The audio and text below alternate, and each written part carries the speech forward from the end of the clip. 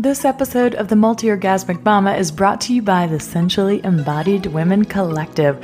Are you ready to remove all your blocks to pleasure, turn on intimacy and connection, and feel confident and sexy in your body? Then join us in our sparkly and supportive group of other like-minded mamas and women all around the world, breaking the taboos around sex and motherhood and sex and the sacred, stepping into their authentic sensual and sexual expression and having the most mind-blowing sex of their lives. Join us at tillystorm.com/sensually-embodied-woman. Hi, I'm Tilly Storm, a holistic sex and jaded coach and tantric sex teacher, all-around pleasure and prosperity advocate. If you're ready to take your sex life to the next level with my programs and offerings, meet me over at tillystorm.com.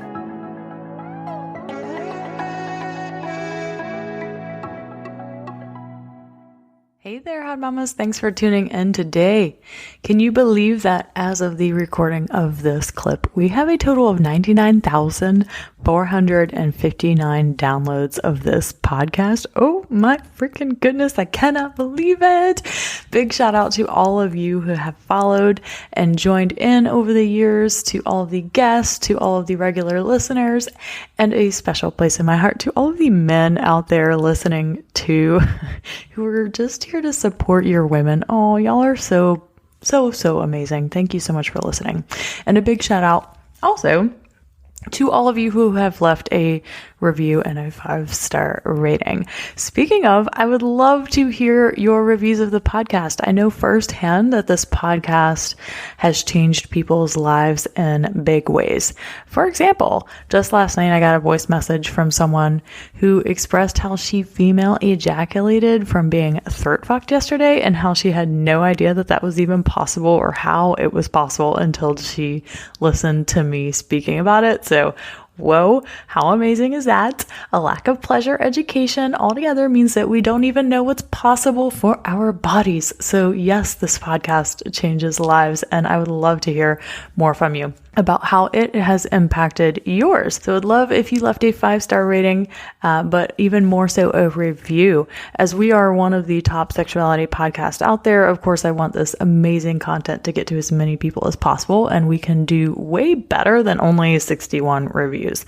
We have an average of 7,000 downloads a month. So if all of you went and reviewed this podcast, we'd be like in the top 10 of sexuality podcast. Easy. So please help me celebrate 100,000 downloads by going 5-star rate and review the podcast, and I'll give you a shout out next week. You can use a fake name. It can be totally made up. I don't freaking care. I know a lot of people are like, oh, I don't want her to know who it is. You don't have to use your name, babe. All right. Today we are talking about how to be confidently self-expressed in your sexuality. Our guest today, Melanie, is a homesteading single lady who experienced a lot of boundary and self-expression issues when I first met her. She was attracting narcissistic partners, wasn't able to speak her wants and needs in relationship or sexuality. She lacked boundaries and was a bit disconnected from her body and sexuality altogether.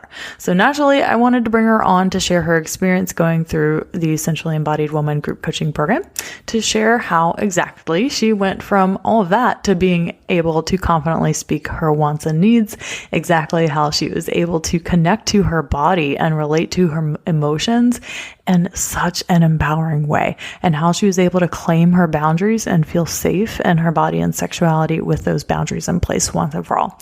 A core wound of self-expression sucks, people, but reclaiming it is totally possible, as you will hear from Melanie today. When you can't confidently express yourself sexually and relationally, you're literally confining yourself and keeping yourself in a box and twisting and conforming into so many molds that you don't even know who you are anymore. And this is what many of us end up doing sexually. We get taught that sex and pleasure is for men, that we have no idea what our sexual expression is. We lack boundaries. We get taught that, boundaries is a bad thing growing up for many of us, or our boundaries get walked on and trampled over, and we don't ever figure out what our wants and needs are, or that they even matter. It is absolutely vital that all of us reclaim our fullest sexual self-expression to thrive in sexuality, but also to thrive in relationship. Otherwise, you're going to continue to feel like a caged animal and you're going to continue to shut down. Your nervous system is either going to shut down or it's going to hyper react and go haywire and go crazy.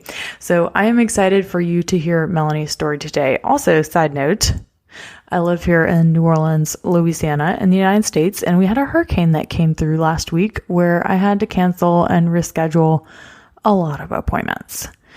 We were out of power only for 30 hours, thank goodness, but there's still people in town that are not powered up and that don't have electricity yet. And we're like, 4 or 5 days out. So with that, and with that Halloween and the US election all happening this week, I have extended enrollment for this last round of Sensually Embodied Woman this year through Friday, November 6th. This is absolutely the last chance. So head to www.tillystorm.com/sensually-embodied-woman to book your call and apply today, because this is it, hot mamas. That train is rolling this Friday. All right, enjoy the episode. Hey, Melanie, how are you? Good morning. I'm doing well. How are you doing? I'm awesome. Thank you for asking, and thank you so much for being here. Yeah, feels good. Cool. Well, tell us a little bit about yourself and what you're up to in the world. Right now, I'm living in Northern California on a friend's farm, and I've just been spending a lot of this year diving into my kind of emotional self and body and trying to get a better understanding of those things and finally giving some space to that, which I think is a big theme for the world. So I've been very fortunate to have the time to be able to do that. Beautiful. Yeah. And no better place to do it out in nature where you get to reside. Yeah. Yeah. So lucky. Yeah. Awesome. Well, tell us a little bit about what you were struggling with before you signed up for the Sensually Embodied Woman program, and what, really led you to want to do a program like this. Yeah.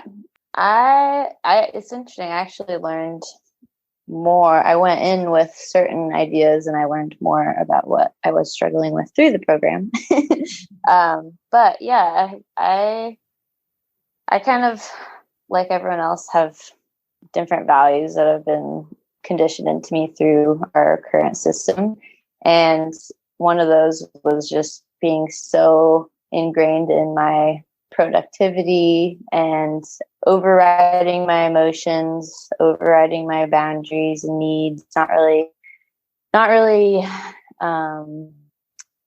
very good at speaking up when I need to and owning my desires and needs. Another piece of what I was struggling with is just having a healthy relationship to my sexuality in general.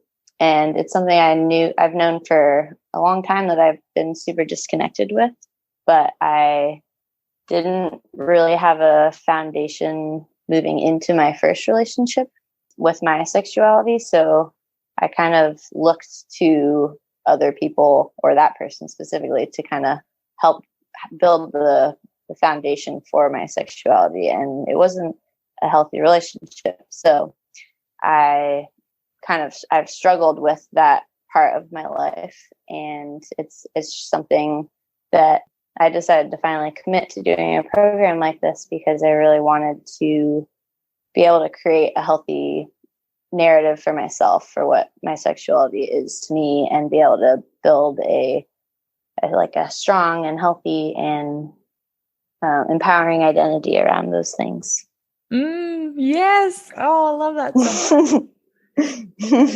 So it sounds like some of the biggest struggles were lack of boundaries, feeling like your sexual identity was based off of what someone else could help you define for you, but not really, defining that for yourself. Yeah, exactly.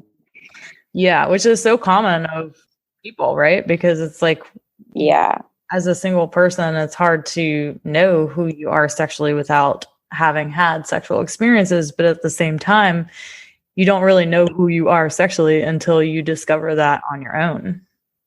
Exactly. Yeah. And without having a family that's very, forward and communicative about sexuality and healthy sex and pleasure, then you're kind of working off of media, and you're working off of what you see in your peers and your parents. And so you're picking up these pieces that aren't necessarily healthy, because we don't have a lot of healthy examples. So you're working with these little parts, and you're forming these identities on those. And it's not we don't have the best good examples right now, but I think it's getting better, so that's pretty exciting. I have hope for our future and our younger generations to have more empowering examples of what that looks like. Yeah. Oh, I love that. Yeah. And that's something because you're doing that right now, we have the opportunity for younger generations to actually have what we didn't have, which is amazing. Yeah. Yeah, it's great. I think it can change the world at large. I really do.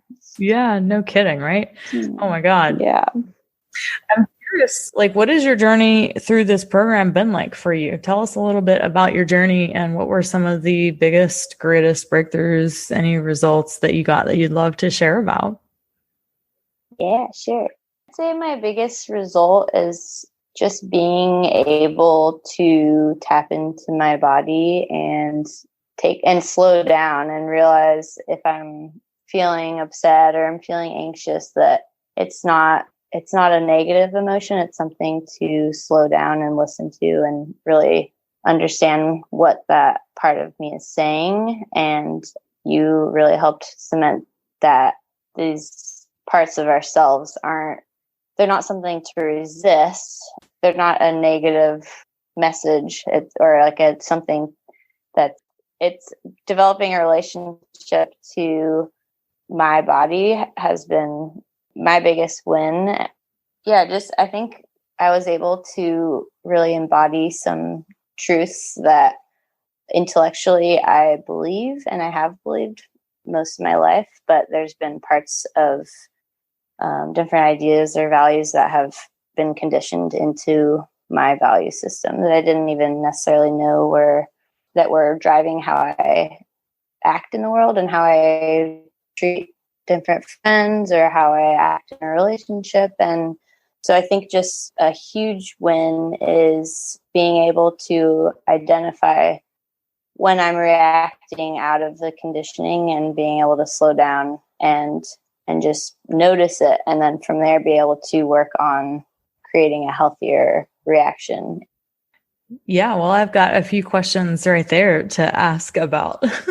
Tell us a little bit more about the connection to your body and how that's been for you. Where did you feel you were at with being connected to your body and the amount of pleasure that you could feel in it versus now?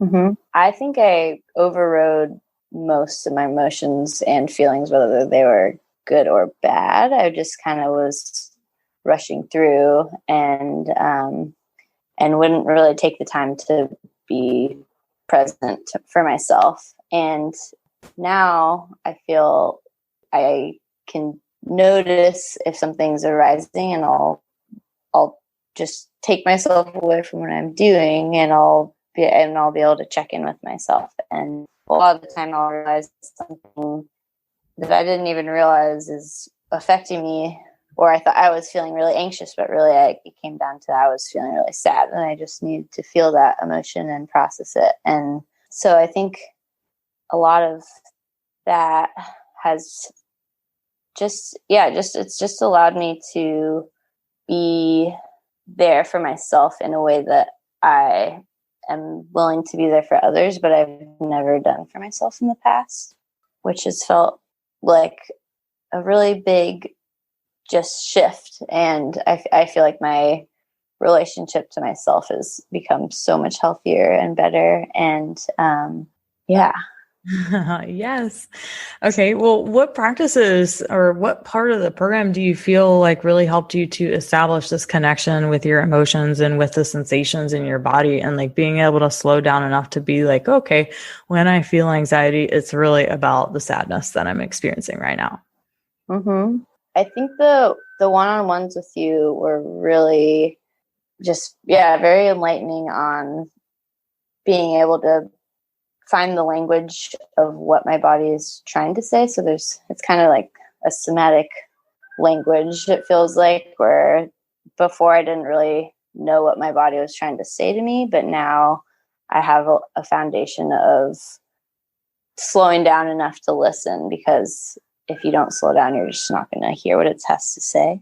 So that kind of created the shift in how or why to do those things. And then some of the practices, let me think. Yeah, a lot of the practices around breath work and heart centering, and I mean, all of them are kind of just teaching you to be in your body and listen and have that connection. So I think just being able to stop and take some breaths, or like hold my heart and just kind of try to tell it I'm listening and I'm here for my heart and my emotions. Well, I know part of your journey as well was being able to establish boundaries for yourself, to be able to speak up for yourself. I remember in a lot of our one-on-ones that it was like this block in your throat, like you couldn't really speak what was true for you or what you really needed and wanted. And so much of that stemming from childhood conditioning and everything. I'm just curious what you have to say about your boundaries and being able to speak your wants and needs right now. Yeah. So that was something I didn't even realize much how much I was held back by these early conditionings of just being, I was very, when I'd try to speak my needs as a kid, I'd be very whining or like speaking from this spot that just, my dad didn't want to hear it, which is understandable, but he didn't go about it in a way that made me feel like my needs were important. It was more, oh, you're speaking in a way I don't want to hear. And so that kind of conditioned me to believe that if I speak up, then it's not really going to be received well, or it's not going to be respected. And through this program, it helped show me that a lot of my relationships were affected by that mentality, and especially my sexuality, because I wasn't able to express what I needed to, which in turn made me feel unsafe. And so when I just approached sexuality, it was really hard for me to feel that I could ask for what I need. And so I would kind of approach it tensely and untrusting. And so moving forward, I know that it's in my power to speak those needs, and that speaking up is the most important thing I could do for myself. And it's not something that I should just push away because I need to be respectful to someone else, or I won't feel safe, because if that is the case, then I'll just know that I need to walk away, rather than just immediately not give myself the time that I need and the respect I need. Yeah. Oh, what a big win. Oh my gosh. Yeah, it feels huge. Right. Yeah. Just recognizing that you speaking your needs isn't putting anyone under. It's like not a negative. Yeah. Yeah, exactly. Right. Like when you don't speak your needs, that's when things become an issue. And attracting the wrong types of people, or you end up attracting people and your boundaries get trampled over and over and over again. Mm-hmm. And you just end up like a person that just doesn't trust, the opposite sex, or, maybe, but where you just don't trust relationship anymore, because people are just always going to be trampling over your boundaries.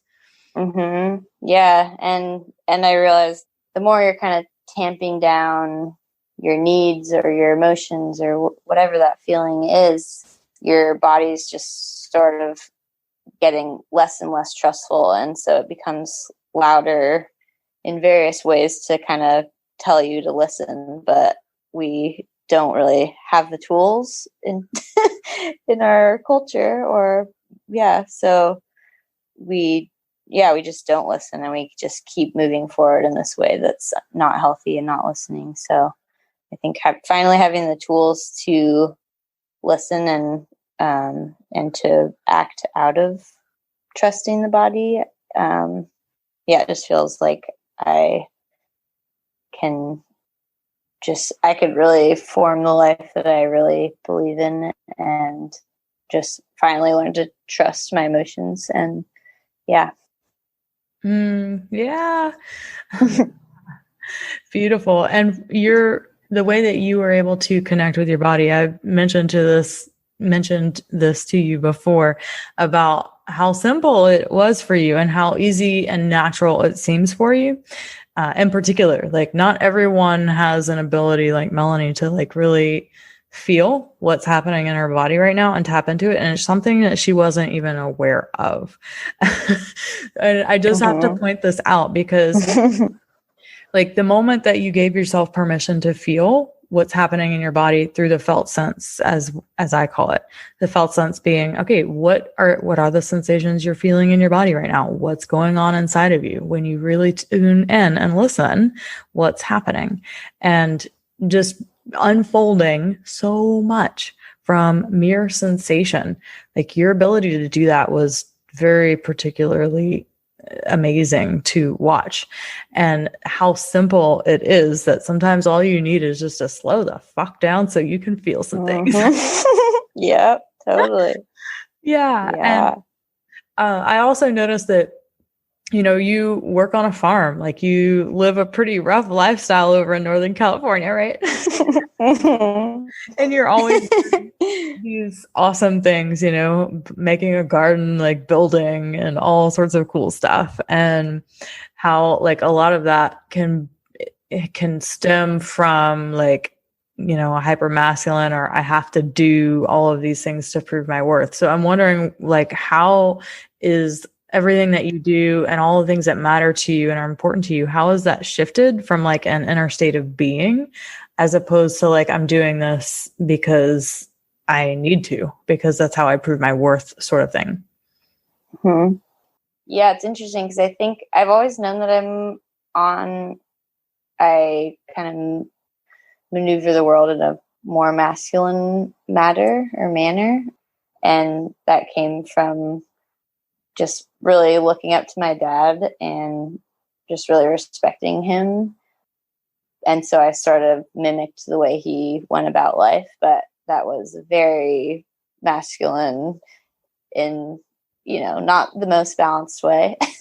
Yeah, I do all these things because I really care about them and I truly enjoy them, but I often will go about it just from like just needing to be getting things done and needing to push forward. And I think now I realize that valuing the time to feel your emotions and have that balance of doing and being is really important, because I'll tend to burn out a lot because I'm just constantly productive and I'm doing so many different projects and they truly fill me up and I believe in what I'm doing, but it's not sustainable to live that way if you're not also tuning in and also resting. And so, yeah. And I actually was able to have a really good conversation with a friend of mine who I used to be really close with. And I realized how much I had kind of my like masculine value and masculinity and doing and just was kind of like overpowering. Beautiful. So I'm curious now that you have learned to, relate to your sensations and your emotions throughout the day in a more aware state of being with more presence. Do you notice that, how you show up in the world and the things that you do you feel like there's more pleasure in it? Like you're able to experience like more joy, aliveness, and pleasure, because it's not about the achieving all the things and doing all the things, but it's just about like really enjoying the moment. Yeah, definitely. And yeah, already the projects I do, I I love and I enjoy them. But yeah, I think when I'm doing them out of obligation or feeling like I should be doing something or getting something done, it doesn't have that fulfilling, like, oh, I'm doing this because I want to and it feels good in the moment. So I've been trying to work with, like doing this building project if that's what feels good and that's what I'm like truly feeling motivated to do and not just do it because I have to. So yeah, it's much more enjoyable and balanced, and yeah, it feels like I feel more present and peaceful, and yeah, it's great. Yeah, awesome. Okay, so what do you feel that being able to reconnect with your body and your emotions has been able to afford you? Like, what are you able to experience now that you couldn't before because you have access to this? Mm-hmm.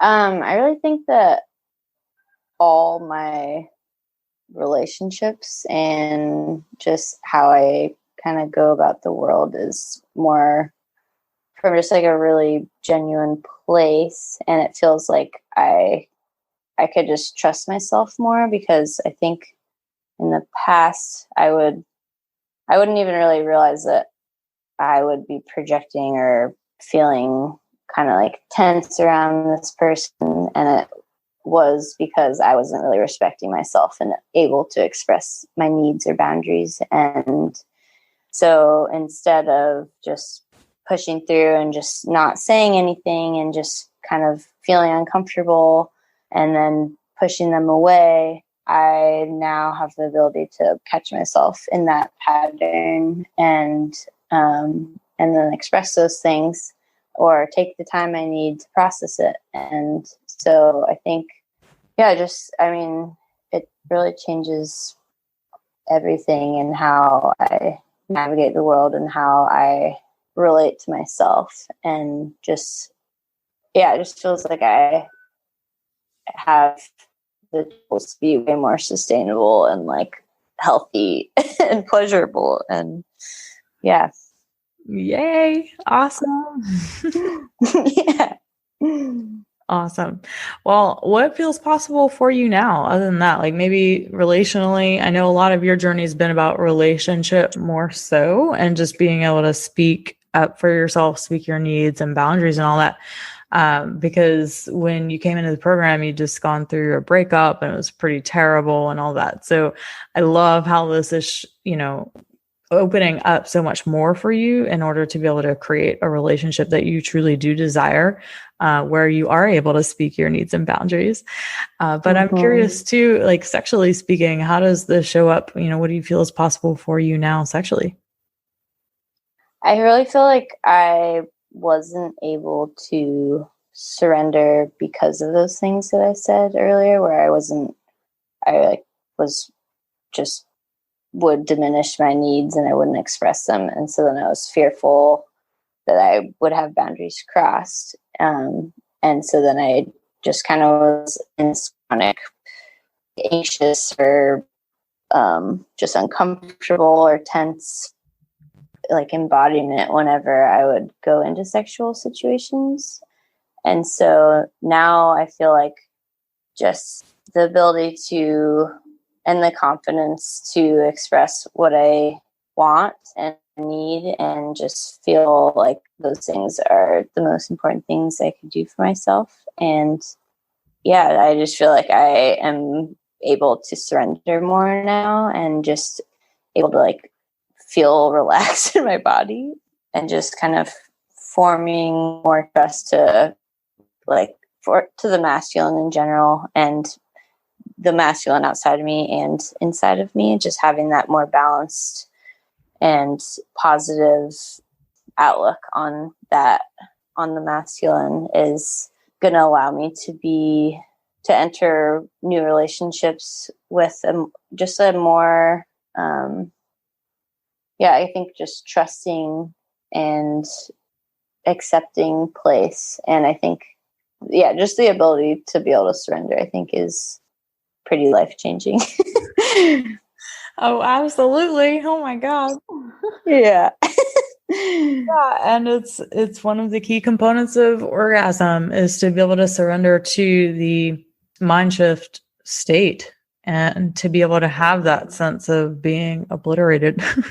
And until you can get your, express yourself, express your needs, desires, boundaries, all of that, and what's real for you, of course, it's not going to be feel safe to surrender because you haven't like put up the, this is me, this is what I am, this is my expectation kind of thing. And then it doesn't feel safe because you haven't made that known. But I just love that your whole journey has been about being able to create the inner safety and so that you could confidently express what you want. Which therefore makes it possible to surrender. Definitely. Yeah. Yeah. Well, I'm curious, what was your favorite part of the program? There's so many different parts. What was your favorite part? There's so many good parts. I think my favorite part was just doing the somatic bits and just being able to tap into my body and learn that language. And yeah, there were moments when I would believe something intellectually, but I didn't feel it in my body and wasn't registered somatically. And there were a couple big wins of just either come through in a dream, and I would just kind of realize that all of a sudden I was like, oh, my in my body, I believe this thing as a truth, and it's no longer just this thing that part of me believes, but then another part of me is still holding on to an old truth and not letting me fully embody it. So yeah, I really think just like you said, that I didn't realize how much I was aware of the somatic intelligence, but just hearing that and feeling it is, yeah, it feels like I've opened up a really big door to be able to have that connection with myself. And yeah, I think that was my favorite part for sure. Yes, indeed. Oh my God, that's amazing. Yeah, and it cut out when you said it, but for those of you listening, she's saying the somatic coaching. And that when we say the word somatic, some of you are probably familiar with that term, very familiar, but for others, it just means like body-based coaching. Like, what are you feeling in your body? And then just kind of going from there, what wants to happen, what wants to move, and just noticing.